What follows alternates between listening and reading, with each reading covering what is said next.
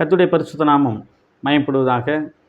இந்த ஆசீர்வதிக்கப்பட்டதான நல்ல காலை வேளைக்காக கர்த்தருடைய பரிசுத்த நாமத்தினாலே நன்றிகளை தெரிவித்துக் கொள்ளுகிறேன்.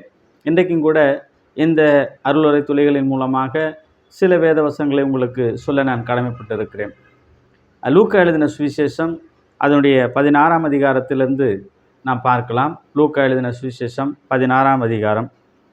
பின்னும் அவர் தம்முடைய சீசர்களை நோக்கி, ஐஸ்வர்யனாகிய ஒரு மனுஷனுக்கு ஒரு உக்கரானக்காரன் இருந்தான்.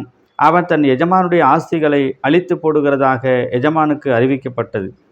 அப்பொழுது எஜமான் அவனை வரவழைத்து, உன்னை குறித்து நான் இப்படி கேள்விப்படுகிறது என்ன? உன் உக்கரான கணக்கை ஒப்புவி, இனி நீ உக்கரானக்காரனாக இருக்கக்கூடாது என்றான். இந்த சம்பவத்தில் நாம் பார்க்கும் பொழுது, ஒரு எஜமானுக்கு உக்கரானக்காரன் ஒருவன் இருக்கிறான். அவனுடைய நடவடிக்கைகள், அவனுடைய செயல்பாடுகள் எல்லாம் தவறுதலாக இருக்கிறது. அவனுடைய ஆஸ்திகளை அழித்து போடக்கூடியதாக, கொள்ளையடிக்கக்கூடியவனாக காணப்படுகிறான் என்று சொல்லி எஜமானுக்கு கேள்வி வருகிறது. அப்படி வரும்பொழுது எஜமான் அதை குறித்து என்ன செய்கிறான்? நேரடியாகவே அவனை கூப்பிட்டு விசாரித்து கேட்டு அறிய நினைக்கிறான். அப்படி அறியும் பொழுது அவனுடைய கணக்குகளெல்லாம் தவறாக இருக்கிறது என்று தான் அது காணப்படுகிறது. ஆனால் இந்த உக்கரானக்காரனாகிய மனிதன் என்ன செய்கிறான் என்று சொன்னால், அவன் இந்த உக்கரானத்துவத்தை விட்டுவிட்டால் எனக்கு வேறு வேலை தெரியாது, நான் இனி போய் வேலை செய்ய முடியாது, என் உடம்பு அப்படிப்பட்ட நிலைமையிலே இல்லை, நான் கஷ்டப்பட முடியாது, சாவதற்கும் எனக்கு மிகவும் கடினமாக இருக்கிறது, கஷ்டமாக இருக்கிறது, அதற்கும் எனக்கு மனம் இல்லை.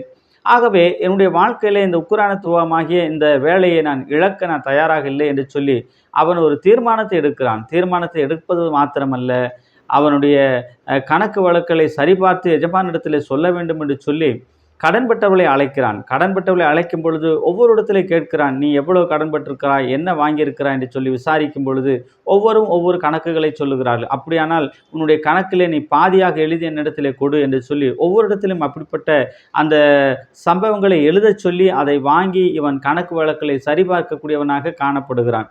காரணம் என்னவென்று சொன்னால், இவனுடைய வாழ்க்கை, இவனுடைய எதிர்காலம், இவனுடைய நித்தியம் சகலமும் எப்படிப்பட்டதாக இருக்க வேண்டும் என்று சொன்னால் இவனுக்கு சாதகமான நிலைமையிலே இருக்க வேண்டும். அப்பொழுதுதான் இவன் பிழைக்க முடியும் என்கிற ஒரு சிந்தைக்குள்ளாக அவன் வருகிறான். ஒரு சாதாரண மனிதனாகிய இவனுக்குள்ளாக இப்படிப்பட்ட சிந்தை வந்ததினாலே உடனடியாக அதை சரி செய்யக்கூடியவனாய் காணப்படுகிறான். இவைகளை கேள்விப்பட்ட, இவைகளை அறிந்த எஜமான் கண்டு மிகவும் ஆச்சரியப்படுகிறதை நாம் இங்கே பார்க்கிறோம். பிரியமானவர்களே, நமக்கு ஒரு எஜமான் இருக்கிறார். நம்முடைய ஆண்டவராகிய இயேசு கிறிஸ்து, பிதாவாகிய தேவன் தனக்கன்று கொடுத்திருக்கிற இந்த விசுவாச வாழ்க்கையில் நாமும் கூட உண்மையும் உத்தமத்தோடு வாழ வேண்டியது அவசியமுள்ளதாக இருக்கிறது.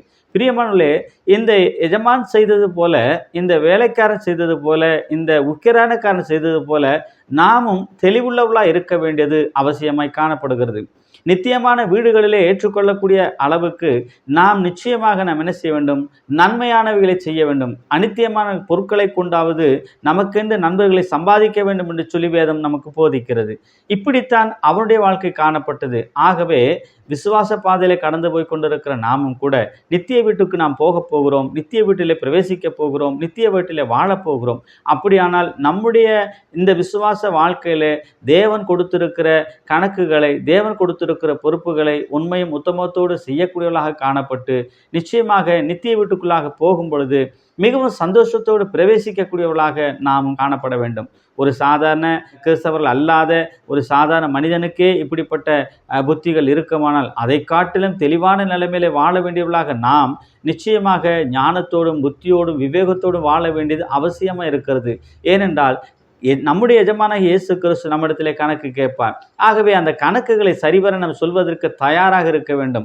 அந்த கணக்குகளை தேவனிடத்தில் சொல்லும் பொழுது நாம் பயந்து அல்ல, தைரியத்தோடு சொல்லக்கூடியவர்களாக காணப்பட வேண்டும். அப்படியானால் இந்த உலகத்திலே நாம் வாழும் பொழுதும் என்ன செய்ய வேண்டும்? சரியாக வாழ்ந்து கொடுக்கப்பட்ட பொறுப்புகளை சரிவர செய்து எஜமானிடத்தில் பிரவேசிக்கும் பொழுது சந்தோஷமாய் பிரவேசிக்கக்கூடிய நிலைமையிலே நம்முடைய விசுவாசம் காணப்பட வேண்டும். அப்படிப்பட்ட நம்பிக்கையுள்ளவர்களாக நாம் வாழ வேண்டும். அதைத்தான் இந்த வேத பகுதி நமக்கு சுட்டி காட்டுகிறது. அவிசுவாசிகளுக்கே இவ்வளவு ஞானம் இருக்குமானால் உன்னதத்தின் தேவனாகிய பிள்ளைகளாகிய நமக்கு இதைவிட அதிகமான ஞானத்தோடு நாம் செயல்பட வேண்டும், வாழ வேண்டும் என்பது அவசியமாக இருக்கிறது.